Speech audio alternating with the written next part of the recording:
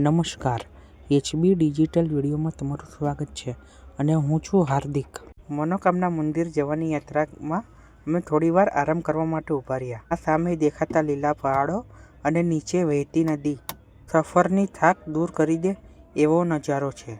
નેપાળની પ્રકૃતિ ખરેખર મનને શાંતિ આપે છે. અહીં થોડીક ક્ષણો માટે ઊભા રહીને પ્રકૃતિને નિહાળવી આ પણ એક યાત્રાનો ભાગ છે. આવી જગ્યા પર સમય જાણે થોભી જાય છે. થોડીવારના આરામ પછી ફરી બસમાં બેઠા. બધા મુસાફરો ઉત્સાહમાં છે અને બસની આજુબાજુના દ્રશ્યો, જે લીલા પહાડો છે, નદી છે, એ યાત્રાને ખૂબ જ સુંદર બનાવી રહ્યા છે.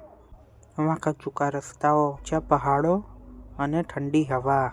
મનોકામના મંદિર તરફ લઈ જતી આ સડક ખુદમાં જ એક અનુભવ છે. યાત્રા દરમિયાન બસમાં ભજન શરૂ થયું.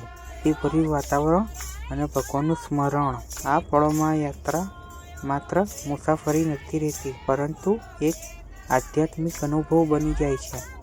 લાંબી યાત્રા પછી ભોજનનો સમય આવ્યો. બધા મુસાફરો સાથે ભોજન લેતા હતા.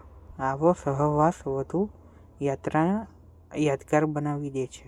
અને અંતે અમે મનોકામના મંદિર પહોંચી ગયા. પવિત્ર સ્થળે આવીને મનમાં એક અલગ જ શાંતિ અનુભવાય છે.